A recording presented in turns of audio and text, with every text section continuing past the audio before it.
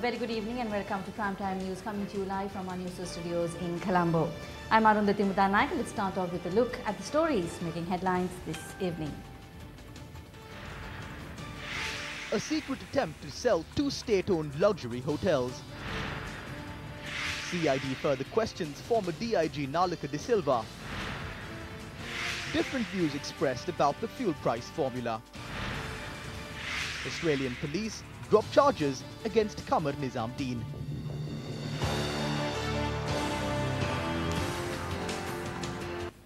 Good evening to you. We are joining you with a special segment today to show you an article that was published on a daily newspaper yesterday. This was an advertisement that was published to privatize 2 leading, strategically important, commercially important locations in Colombo. What are these 2 locations? One is the Hilton Colombo, another one is the Grand Hyatt Colombo project. Now, to tell you a bit of the background where we are coming from here is to tell you that in 2017 a cabinet paper had been published to state and classify these 2 locations as strategically not important to the government of Sri Lanka. Now we have to again remind you that we are talking about the Hilton Colombo and the Grand Hyatt Colombo projects which are being privatized. Now the government has asked to provide an opportunity to obtain 51% of shares to a suitable investor, allocate 4% of shares to the staff of the company and to sell the balance 45% of shares to a fixed amount at the Colombo Stock Exchange. This was back in 2017 August. Now today what has happened? This was published in the newspaper yesterday, an invitation for expressions of interest for these 2 projects. When are these letters of interest have to be provided? They have to be provided by the 31st of October 2018. There are 13 days more and 3 out of these 13 are weekends, holidays. So therefore there are about 10 days remaining for people who are interested to come and provide their details. Now this almost sounds as if they have a certain group of people or a person who's ready with the files, ready with the documents, and they have just put this on the newspaper. That is what it looks like to the general public, because 10 days, is that really enough to come and put forward an expression of interest for 2 mega projects like the Colombo Hilton and the Grand Colombo Hyatt? Now to the other point. According to the National Procurement Guidelines, for a complex nature project, about 42 days should be provided to express interest. Now, I am not sure whether the government is not assuming Hilton and the Colombo Hyatt as not complex procurements, but if they are, if the government is deciding they are complex procurements, then there should be at least 42 days provided for someone, a business, an investor to come in and hand in their letters of interest, and not just 13 days. Now, another important point is that when you take a look at all of this, it was decided that Eran Wickramaratne, State Minister of Finance, on the 9th of October had reported, this was reported in the Reuters as well, on the 9th of October, 10 days ago from today, had come forward and said, yes, we are going to give out these 2 locations for investors to come and invest. We are trying to raise about 500 million USD out of this project, and he had mentioned that it would take about 6 months to sort out the legal matters pertaining to the sale. 10 days later, or rather 9 days later, this is being offered for sale on the newspaper and people are being asked to send in their expressions of interest. Now, what is happening here? Are they having someone who's ready to buy this? The documents are ready, every other things that are required to purchase these 2 hotels are ready, and are they just putting an article in the paper just to make sure that the relevant parties are happy? Shouldn't they actually worry about these things when you say just 13 days for the letters of expression of interest to be published in the newspaper? These are questions that the general public should be worried about. And finally, this advertisement was put yesterday. As I mentioned, State Minister Eran Wickramaratne had also mentioned that this would take about 6 months for the process to complete, but in 10 days they have managed to put this on the newspaper. So once again, this is over to the president of the country. These are 2 strategically important locations of the country. Are they going into the wrong hands according to the whims and fancies of certain people in the government? That is up to the people to decide. Well, thank you, Chaturanga, for bringing us those details. Moving on to other local stories. The fuel price formula, which was revealed by the Finance Minister Mangala Samaravira yesterday, has faced many criticisms. Yesterday, Mangala Samaraveera said the maximum retail price is the collection of 4 variables, namely V1, V2, V3 and V4. This is what Minister Mangala Samaraveera had to say when journalists raised questions on the matter today.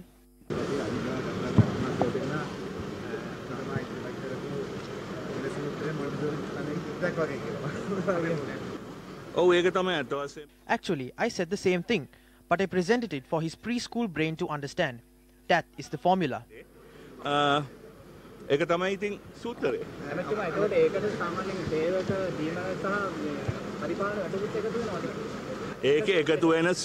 sum of them all is included in V1, V2, V3 and V4. If they want to increase fuel prices, they have enough excuses in this. They can say that the fuel evaporates and increase fuel prices. We can say that the oil was wasted in some way and increase the fuel prices. We also can see that this fuel price formula is completely wrong. It is only when the cost incurred on unloading is paid that we deal in dollars. This is where the loss incurred with the depreciation of the rupee lies. But this loss incurred due to the depreciation of the rupee is again included under V3 as administrative cost.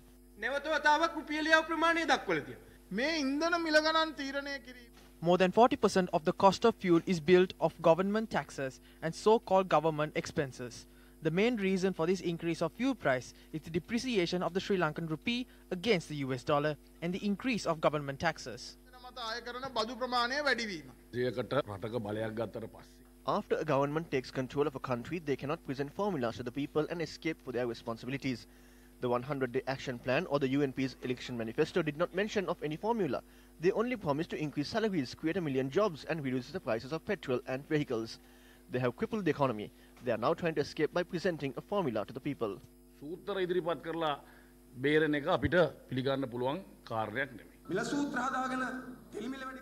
Mangala Samaraveera presented a price formula yesterday. No one understands this price formula. If the price of fuel in the global market fluctuates, taxes should be adjusted to balance the cost burden. Ideally, when global prices of fuel increase, the tax percentage should be reduced. However, the government does not change its tax composition and along with losses incurred by CPC, transfer all burdens to the public.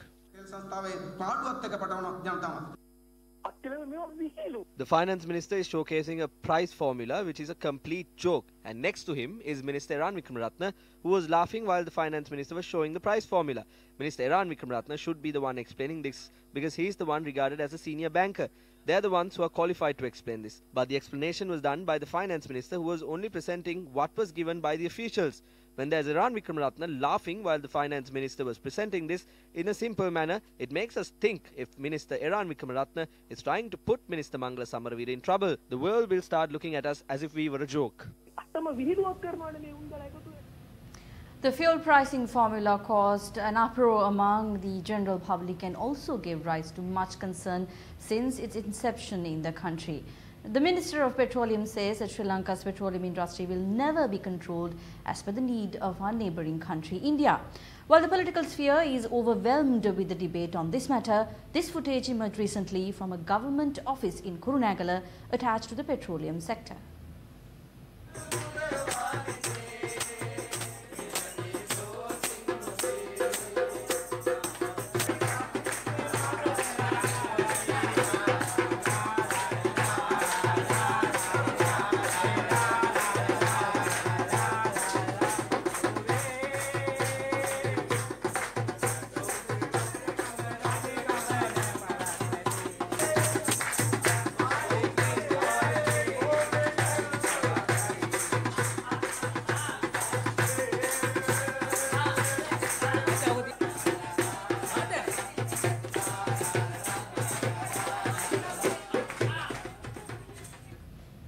Now, this is a review of the latest regarding the restructuring of the Board of Directors of BOI, People's Bank and the Bank of Ceylon. It was reported on the 17th of October that the Board of Directors of these state institutions were asked to resign based on instructions of the President. I have the power to dissolve the Board of Directors. The President requested me to restructure the Board of Directors of People's Bank and Bank of Ceylon. These board members have remained in their respective positions for many years and no reconstructing has taken place. During my meeting with President Sirisena in Parliament, he requested for a list of names to be appointed to the Board of Directors. he said not to rush and to appoint a strong team by next week. If the international community finds out that the board of directors of Sri Lanka's two most leading banks have been dissolved, they will think the banks have become bankrupt. During an inquiry made by Newsfirst, the president of the Board of Investment, Dumindra Ratnayaka, said he has already handed over his letter of resignation. However, the Secretary of the Ministry of Public Enterprise and Kandy City Development have requested the heads of state banks to continue in their respective positions until the restructuring of the boards are complete. It is also reported that President Sirisena has requested Minister Lakshman Kiriyalla to expedite the process of appointing directors for the respective institutions. The board of directors cannot be dissolved in such a manner. They can submit their resignations. However, to my knowledge, such a request has not been made. The ultimate responsibility of any state institution is borne by the respective ministry's chief accounting officer, or in other words, the secretary for the relevant ministry. Under Article 41 of the Constitution, the power to appoint and remove the secretary is vested with the executive president. If so, how does the secretary not have sufficient powers to enforce the orders of the executive president? Former Secretary to the Treasury Dr. P.B. Jayasundara was removed from his position due to an order of the High Court. However, with the power of the Constitution, he was reappointed to this position. In addition, the Secretary of the Treasury also holds a special responsibility. Over to you, Mr. President. People's Bank Chairman Hemacity Fernando says he along with the board of directors are prepared to step down as per the directive issued by the President. Now speaking to Newsfirst, Fernando said that the subject minister Lakshman Kiriyalla has not yet handed over to him the order issued by the President, and this has led to an issue in stepping down from their positions. The President has instructed the subject minister to appoint the board of directors as soon as possible. Until today, we have not received instructions from the minister or the ministry asking us to resign. I have to mention at this time that as soon as we are informed to resign, the chairman and the board of directors of the People's Bank are willing to provide our letters of resignation. The President has instructed the relevant minister to do this. The minister has not given us the instructions. Editor-in-Chief of the Hindu newspaper in Ram in a tweet has said that they stand by their correspondent's meticulously fact-checked story regarding an alleged plot to assassinate President Maithripala Sirisena. After the report was published, the President's Media Division, the Ministry of Foreign Affairs as well as the Cabinet Secretary issued statements to claim the report was false. A media release from the Indian Prime Minister's office referred to the report as malicious. Former editor-in-chief said the correspondent verified what she had learnt with multiple independent sources before publishing her report. On Wednesday, the Hindu correspondent made the following comment at the cabinet media briefing when the matter was raised. On saying some of your cabinet colleagues told me on record across party lines that this was set, and I take objection to you raising a point about the credibility of No, the this report. is the ulterior motive. No, I spoke to 4 people, Minister. Ah. Yeah, and the account was verified. So, and also we must know who these 4 ministers, what color they belong to. They are across colours, sir. Huh? Rainbow colours. The journalist from the Hindu newspaper has provided a hint on who these ministers are. Who are these ministers? Prime Minister Ranil Wickremesinghe, who is on an official visit to India, called on the leaders of the Indian Congress Party. Former Indian Prime Minister Manmohan Singh, Sonia Gandhi as well as Rahul Gandhi were present at this meeting. The Prime Minister is accompanied by several ministers and MPs including Malik Samaravikrama, Sagala Ratnayaka and Arjuna Ranatunga. Prime Minister Wickremesinghe is expected to meet Indian Prime Minister Narendra Modi tomorrow. Also in local news, DIG Nalaka Silva, who was in charge of the Terrorist Investigations Division, was interrogated by the Criminal Investigations Department till 6:30 this evening. DIG Nalaka De Silva arrived at the CID around 9:30 this morning. Yesterday, De Silva was grilled by the CID for almost 9 hours. This is connection to the revelations made by Namal Kumara, attached to an anti-corruption outfit, who alleged there was a plot to assassinate President Maithripala Sirisena and former Defence Secretary Gotabaya Rajapaksa. De Silva was summoned to the CID on the 16th of this month, but he didn't turn up citing a personal reason. SLFP Mavanala electorate organizer Mohamed MC Escada, who was arrested yesterday for the possession of unlicensed firearms and ammunition, was remanded until the 2nd of November today. This afternoon, the suspect was presented before Kegon Magistrate Chamara Vikramanayaka. He was arrested yesterday along with 3 unlicensed firearms and bullets.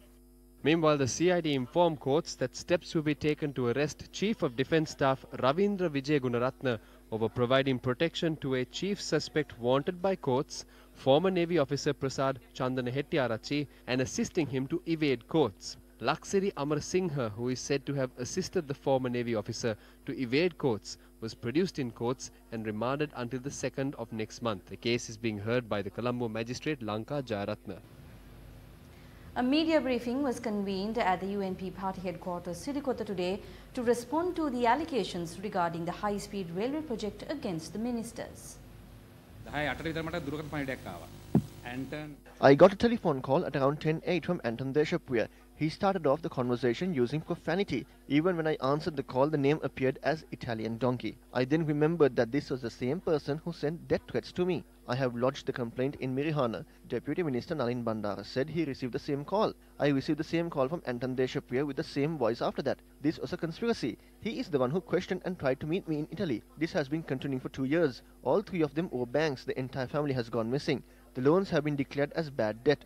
This is all general public's money. We should seek assistance from Interpol and bring him back to the country. I received a call. The conversation was full of profanity. Minister Sujiva Senasinghe lodged a complaint again at the police headquarters. We are definitely hoping to inquire into the fraudulent activities of this individual with the assistance of Interpol and take a legal action against him. මේ බලන්න මේ මිනිස්සු දැක්කම පේන පොඩ්ඩක් නිකන් හොල්මන් dial එක. කියලා මේ මල්ලි අයියගේ එක වාසගමක් නෙමෙයි. This is the board of the project. Is this a company that can bring 800 billion rupees? I think my electoral office in Badulla is bigger than this. There is an MP of the Flower Bud Party in Italy, and I'm thinking if there is any connection between the two. They say there is a land in Hambantota, and again they say they want a land in Pamunugama. එහෙනම් බඩු හරි. දැන් ඉස්සර මේ වගේ ව්‍යාපෘතියක් ගැන කියන්න පුළුවන් වේද බැසිල් ගත්තා මගෙන් 110ක් එහෙම නැත්නම් මෙයා ගත්ත 110ක් කියලා කියන්න පුළුවන්. අනිත් දවසේ බෙලි කැපිලා. Speaker Karu Jayasuriya has restored the ministerial consultative committee system following representations made by some members of parliament.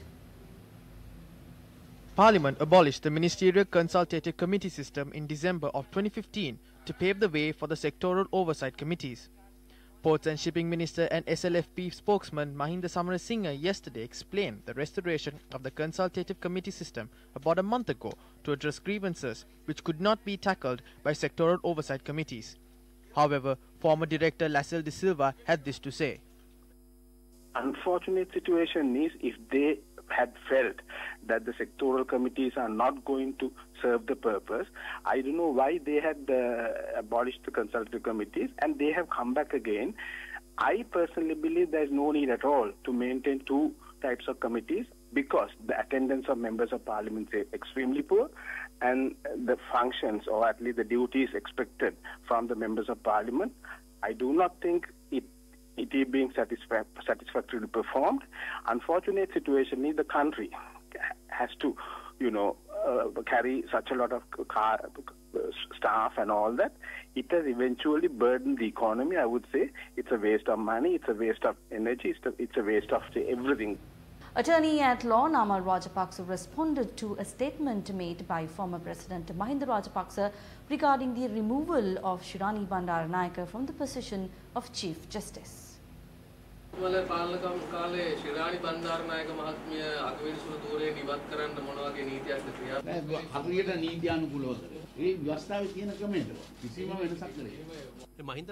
I am to respond to what the former president says, he is preaching Vedibana.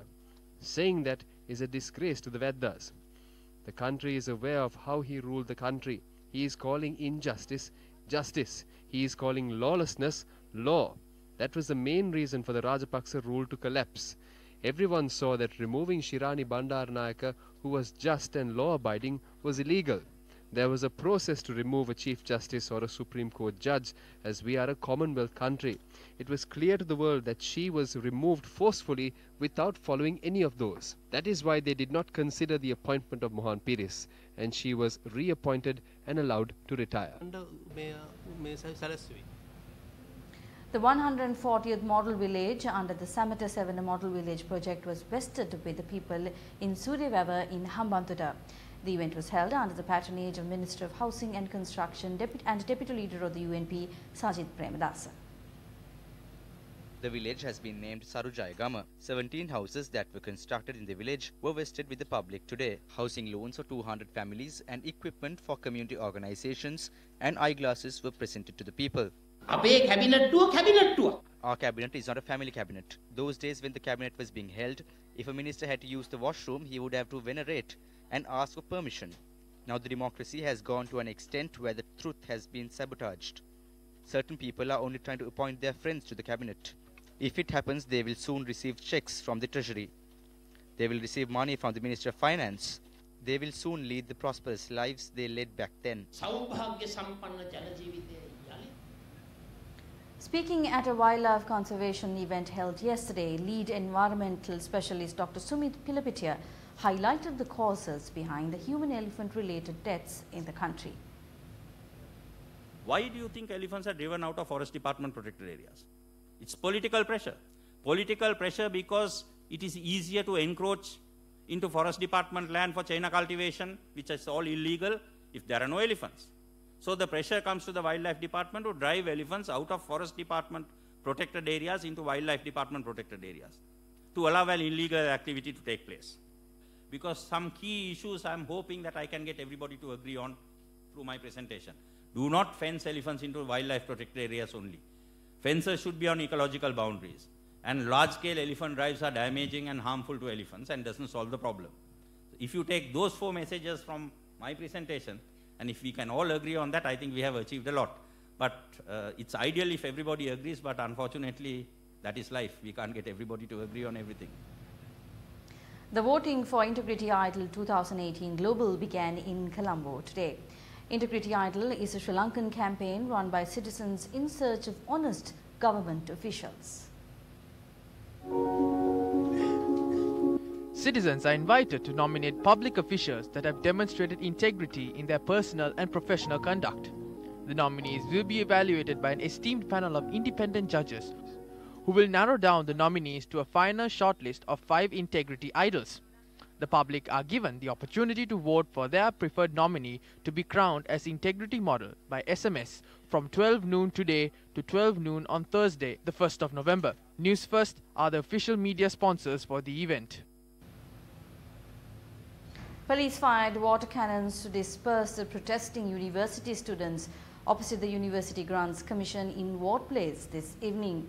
Our correspondent said heavy traffic congestion was experienced due to the protest.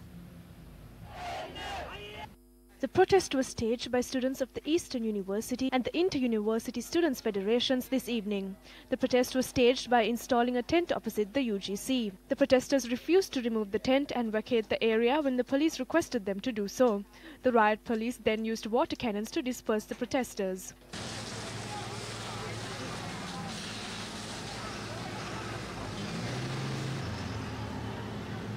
The protesters marched towards Town Hall and staged the demonstration for a short period of time.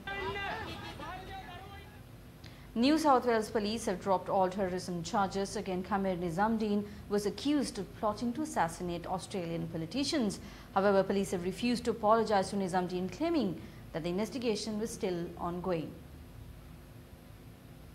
Nizamdeen was arrested in August by New South Wales's joint counter-terrorism team and accused of plotting Islamic State-inspired lone wolf attacks targeting the Opera House, other notable landmarks and the former Prime Minister Malcolm Turnbull. The prosecution relied almost exclusively on a notebook discovered on campus at University of New South Wales, said to contain details of the plot. But according to the lawyer of the accused, this evidence against Nizamdeen was fundamentally flawed, and handwriting experts were unable to link the writing in the notebook to Nizamdeen's. Police were then forced to release him on bail last month. His family and supporters firmly maintained his innocence and the case prompted protests here in Sri Lanka. The matter appeared again in court today, and according to ABC, police are dropping the charge of collecting or making documents likely to facilitate terrorist acts and are withdrawing the case against Nizamdeen. A court earlier heard that no extremist material was found in his computer or mobile phone. Nizamdeen, who spent 4 weeks in Goulburn's Supermax jail, is now looking to sue for compensation. Earlier in the day, Newsfirst Chaturanga Hapwarachi met with Keith Vijaysurya to talk about the AK Elite Fest. Let's now take a look at the views expressed during the interview. A very good evening to you. We are joining you during the news with a special segment. An interesting event is happening this weekend in Colombo, especially on Sunday. We have Mr. Keith Vijaysurya joining us this evening here in the studio to explain to us what is happening this Sunday in Colombo. Well, this Sunday is the Annasi and Kadalagotu Literary Festival, or the AK Lit Fest. It will be at the Mount Rainier Hotel on the 21st, starting at 9 AM and going on till about 7 PM in the evening. Annasi and Kadalagotu Literature Festival, a unique name if I may call it that. Why that name? Well, it kind of symbolizes the fact that it's a grassroots level festival, something that's easily affordable. A piece of Annasi, a Kadalagotu is easily affordable, and the tickets being just 100 rupees per person shows that kind of affordability. There are literature festivals out there, high-end literature festivals, low-key literature festivals, all sorts of literature festivals. Why your literature festival? Well, the high-end ones, like you said, are mostly unaffordable to the average Sri Lankan, and it focuses on a different thing. It focuses on bringing good talent from outside. We focus on bringing the rural man up into the limelight and giving him a platform. What can a person who will come to your literature festival on Sunday be able to take back home? How to publish a book, tips on writing, creative writing workshops, laughter, a lot of stuff there. Good memories. Very good memories. Thank you very much, Keith, for joining us and talking to us about this special event. As he mentioned, the event is on Sunday at Mount Lavinia Hotel, and the tickets are priced 100 rupees. So make sure to go there, grab your tickets and be a part of this great experience. And with that, we wrap up tonight's edition of Primetime News. Thank you very much for joining us. Good night.